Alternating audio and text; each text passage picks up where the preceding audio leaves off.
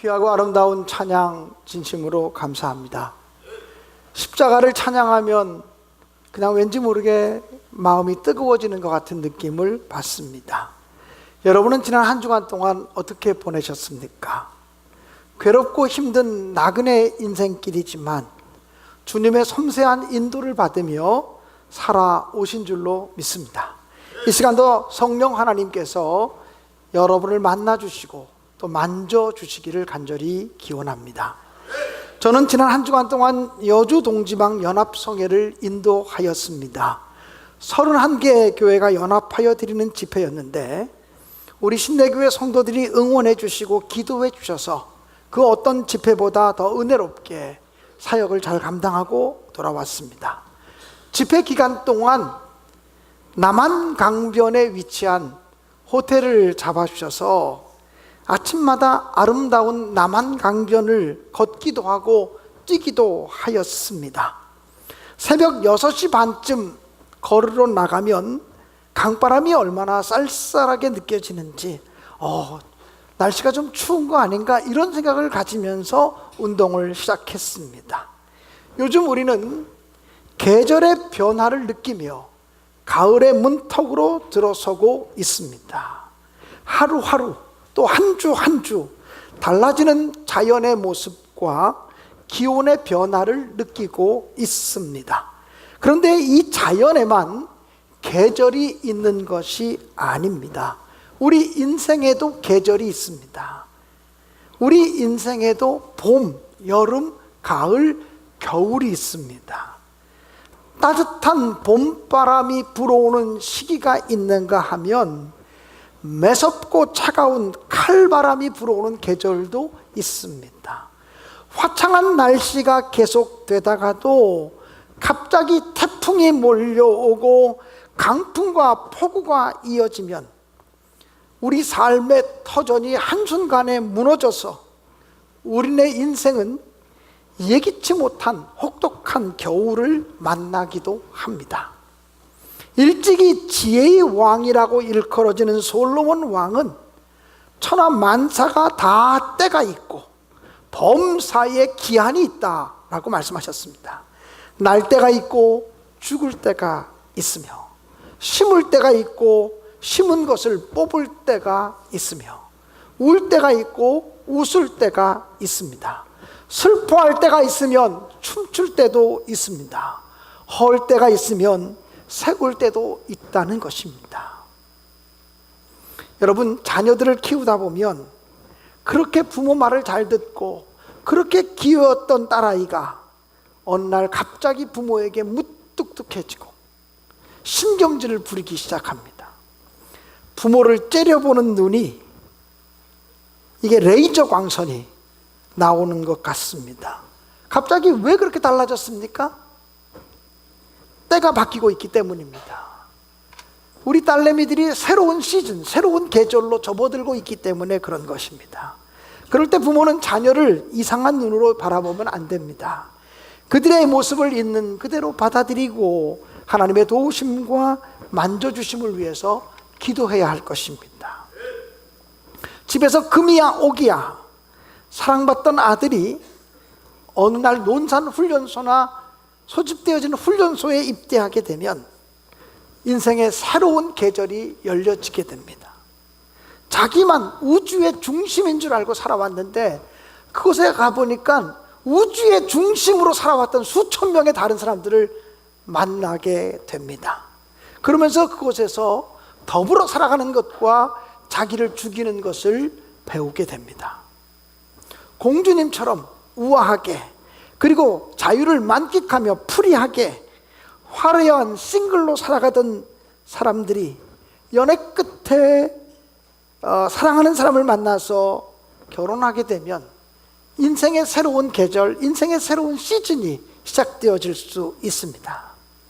너무 멋있게 보여서 그 남자와 결혼했는데 막상 결혼해 보니까 그렇게 매너 없는 코골인 줄을 누가 알았겠습니까?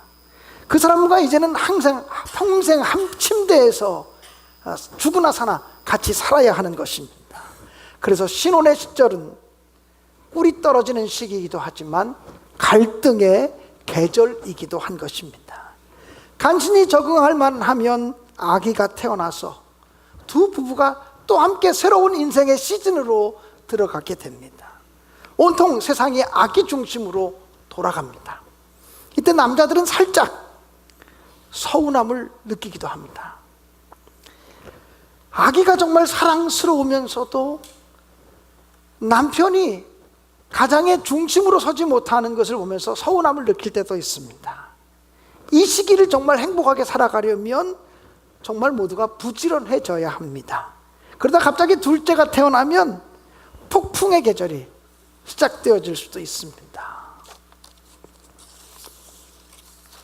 좋은 대학 나와서 어렵게 직장에 취직해서 아침부터 저녁까지 직장에서 최선을 다했는데 40대 중반의 나이에 갑자기 명예퇴직을 권고받게 되면 아직 돈 들어갈 일들이 태산이고 아직 내 자식들은 자라지도 않았는데 찬바람 모질게 몰아치는 세상 속으로 들어가면서 새로운 인생의 계절이 시작되었음을 느끼게 됩니다. 이런 계절이 오면 외로울 것을 각오해야 되고 눈높이를 낮추어야만 살아남을 수가 있습니다. 바쁘고 분주하고 열심히 살다가 어느 날 병원에 가서 정기검진을 받았는데 말기 암 판정을 받게 되면 또 다른 인생의 시즌이 시작되고 있음을 경험하게 됩니다. 항암 치료를 받으며 방사능 치료를 받으며 내 인생이 시한부 인생이라는 사실을 인정하기까지 너무나 외로운 골방에서 씨름하며 지내야만 합니다. 가족들 모두가 함께 숨죽이며 결과를 지켜보아야 하고 이 시기는 정말 가족끼리 사랑하고 가족끼리 이해하고 서로 높여주어야만 살아낼 수 있는 시간이라고 하는 사실을 발견하게 됩니다.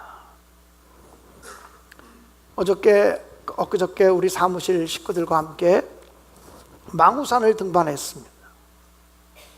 저녁 늦은 시간에 심야기도 하기 전에 엊그저께죠. 금요일 날인데 저녁 7시간 넘은 시간에 망우산을 돌아서 내려오는데 석양이 얼마나 멋있는지요. 아침에 떠오르는 해만 멋있는 것이 아니라 지는 해가 얼마나 멋있는지. 와, 망우산 정말 멋있다, 정말 멋있다. 제 말이 믿겨지지 않는 분들은 해질녘에 망우산을 한번 올라보시기 바랍니다. 인생도 그렇습니다. 젊을 때만, 중년의 나이만 멋있고 화려하고 아름다운 것이 아니라 사실은 노년의 시절을 보낼 때가 또 하나의 아름다움, 또 하나의 축복이 우리에게 주어지고 있음을 저는 분명히 믿습니다. 그러므로 노년의 시기를 보내는 사람도 끝까지 하나님의 보호하심을 받으시면서 영육간에 강건하시고 늘 행복하시고 승리하는 삶을 살아가시기를 간절히 축복합니다. 여러분, 개인과 가정만 계절의 변화를 맞이하는 것이 아닙니다. 교회도, 회사도, 또는 나라와 민족도 예기치 않게 새로운 시즌에 접어들 수 있습니다. 축복과 부흥의 시기가 오기도 하지만 시련과 아픔의 시기가 찾아오기도 합니다. 내가 잘못한 것이 하나도 없어도 예기치 못한 고난의 때가 찾아올 수 있습니다. 예를 들면 1997년 IMF 위기를 맞았을 때 내가 아무런 잘못한 것도 없는데 갑자기 우리가 어려워지고 갑자기 우리가 가난해졌던 그런 경험들을 우리는 해야만 했었습니다. 이럴 때 우리는 이 변화에 잘 적응하고 변화를 따라서 승리하는 삶을 살아가는 지혜가 필요하다고 믿습니다. 성경은 범사에 기한이 있다라고 말합니다. 그 어떤 것도 영원히 계속되지 않는다. 범사에는 기한이 있다라고 말씀하고 있습니다. 혹시 여러분들 가운데 지금 광야의 시간을 보내고 있다고 생각하시는 분이 계십니까? 너무나 사는 것이 고통스러워서, 너무나 절망스러운 일들이 많아서 내가 광야의 시절을 보내고 있다고 느끼시는 분이 계십니까? 광야를 빨리 탈출하는 것만 목표로 삼지 마시기를 바랍니다. 하나님께서 우리를 광야로 이끄신 것은 우리 인생이 광야길에서 배워야 할 것이 있다라고 하는 것을 말씀하기 위해서 우리를 인도하신 줄로 믿습니다. 광야를 지나갈 때는 회개하시고, 물론 모든 고난이 내 죄 때문에 온 것은 아니지만 광야를 지나갈 때는 자기를 돌아보며 반성하시고, 하나님, 내가 하나님 앞에서 부족한 것이 무엇이었습니까? 라고 회개하는 시간을 갖게 되기를 바라고, 광야의 시간을 통해서 겸손함을 배우시기를 주님의 이름으로 간절히 축원합니다. 신명기 8장 말씀은 이렇게 기록하고 있습니다. 주께서는 넓고 황량한 광야, 곧 불뱀과 전갈이 우글거리는 광야, 물이 없는 사막에서 우리를 인도하시고 차돌 바위에서 샘물이 나게 하신 분이시다. 광야에서는 너희의 조상들도 알지 못하는 만나를 너희에게 먹이셨다. 이것이 다 너희를 단련시키시고 시험하셔서 나중에 너희가 더 잘되게 하시려는 것이었다. 제가 세번역 성경으로 읽었습니다. 하나님께서 우리를 광야길로 인도하신 일은 우리를 낮추시고, 그리고 우리를 시험하셔서 나중에 더 잘되도록 하시기 위함이었다는 것입니다. 사랑하는 여러분, 요즘 젊은 사람들이 스펙이라는 단어를 많이 씁니다. 취업을 하려면 스펙을 많이 쌓아야 된다라고 얘기하는데, 우리 인생의 최고의 스펙은 광야입니다. 광야를 통과했던 경험입니다. 고생했던 경험입니다. 고난 당했던 경험이 우리 인생의 최고의 스펙입니다. 하나님이 쓰시는 사람은 언제나 광야를 통과한 사람이고, 광야의 스펙을 가지고 있는 사람을 하나님이 쓰셨다고 하는 사실을 기억하십시오. 모세도 광야를 통과한 사람이었습니다. 다윗도 인생의 광야를 통과한 사람이었습니다. 요셉도 그 인생의 광야길을 빼어놓으면 그의 삶 속에 이야기할 것이 무엇이 있겠습니까? 다니엘도 광야길을 통과하며 결국 승리한 사람이었습니다. 모든 성경에 있는 믿음의 사람들은 광야길을 통과한 사람이었고, 광야에서 겸손을 배우고, 광야에서 하나님만 의지하고 하나님만 바라보는 법을 배웠던 사람이기에 하나님이 그들을 들어 쓰신 줄로 믿습니다.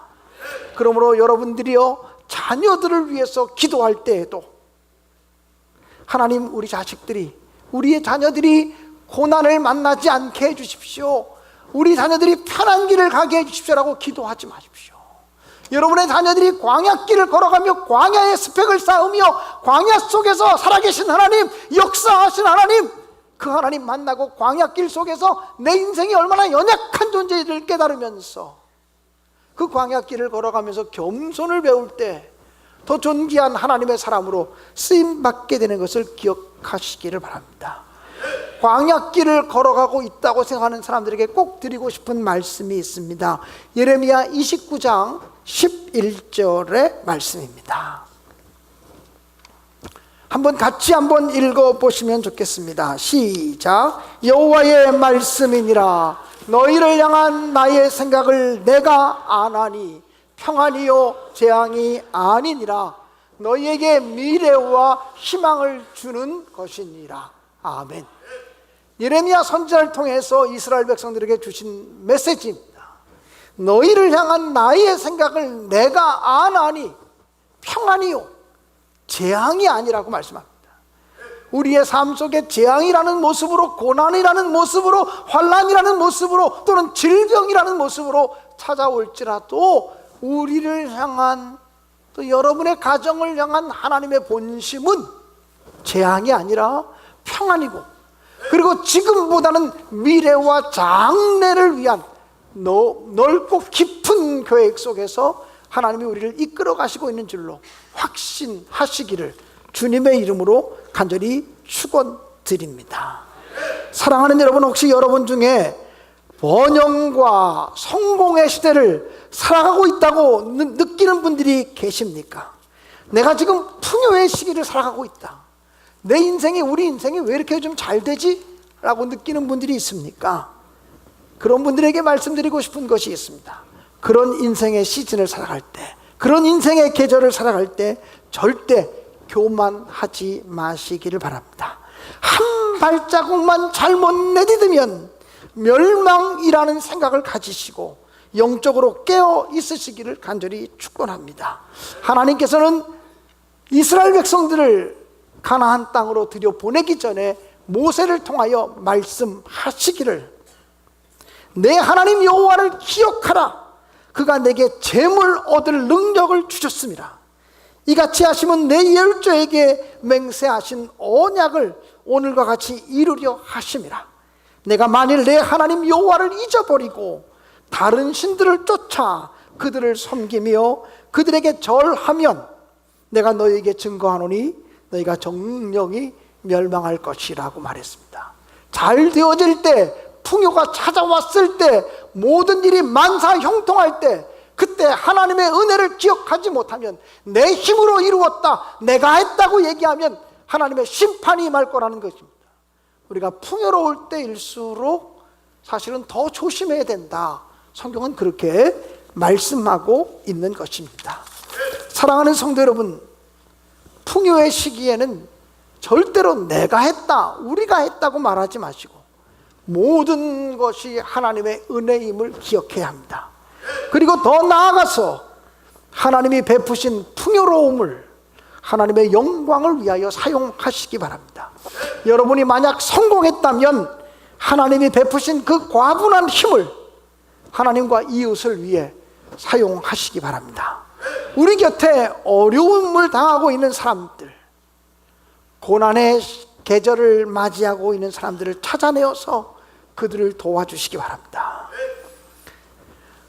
모세는 가나안 땅에 들어가기 직전에 이스라엘 백성들에게 이것을 잊지 말라고 얘기합니다. 너희가 은혜였다고 하는 사실을 절대로 잊어버리지 말아라. 그리고 우상 숭배하지 말고 고아와 과부를 도와주는 삶을 살아라. 풍요의 열매를 나누어 주어라. 그렇지 않으면 하나님이 거두어 가실 것이라고 이야기합니다.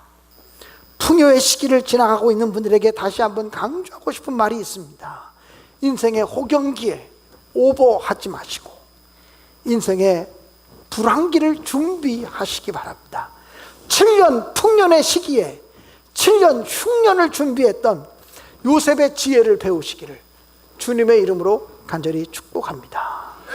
그런데 사실 정말 드리고 싶은 설교는 지금부터입니다. 아주 짧은 얘기지만 지금부터입니다. 사랑하는 여러분, 인생을 살다 보면 맑은 날도 있고 굳은 날도 있습니다. 기쁜 일도 있고 슬픈 일도 있습니다. 전도서에 보면 하나님은 이 두 가지를 병행하게 하셨다 그랬어요. 그리고 오늘 본문에 보면 끝까지 하나님이 하시는 일의 시종, 처음과 끝을 사람이 알 수 없게 하셨다. 어느 때 고난이 올지, 어느 때 축복의 시간이 시작되어질지 그것을 예측할 수 없게 하셨다고 말합니다. 그래서 하나님의 시간, 하나님의 때는 예측할 수 없는 시간으로 우리에게 다가올 수 있다는 거예요. 그러나 분명한 것은 어떤 시기를 만나든 어떤 인생의 계절을 만나든지 간에 하나님을 사모하시고 하나님을 바라보시고 나를 의지하지 마시고 우리 생명의 주인 되신 하나님을 의존하는 믿음을 가지고 살아가시기를 주님의 이름으로 간절히 축원합니다. 교회적으로 지금 우리 신내교회는 하나님이 허락하시는 새로운 시즌을 준비하고 있습니다. 가나안 땅 앞에 서 있는 이스라엘 백성들처럼 법궤를 앞장세우고 말씀을 앞장세우고 또 제사장을 앞장세우고 전진할 수 있게 되어지기를 주님의 이름으로 간절히 축복합니다. 사랑하는 여러분, 한 마음 되어 여리고성을 점령하는 마음으로 전진할 수 있게 되어지기를 주님의 이름으로 축복합니다.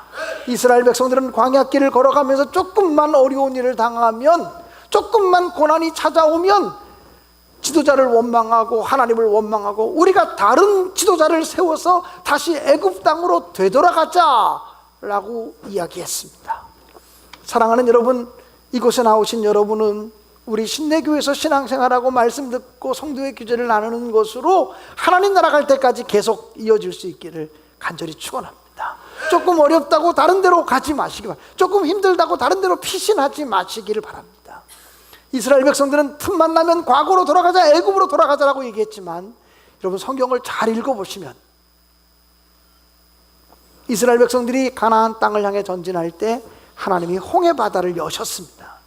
홍해 바다를 가르셔서 마른 땅처럼 건너가게 하셨습니다. 근데 이스라엘 백성들은 하나님이 홍해 바다를 가르신 것만 기억하지 다시 닫으셨다는 사실을 잊어버리고 삽니다. 홍해 바다는 이미 닫혔기 때문에 다시 되돌아갈 수 없습니다. 자기들이 무슨 재주로 다시 홍해 바다를 가르고 애굽으로 되돌아갈 수 있습니까? 그럴 재주가 없습니다. 하나님은 홍해 바다를 닫으시고 오직 가나안 땅을 향해 가라고, 오직 앞으로 전진하라고 말씀하고 있는 줄로 믿습니다.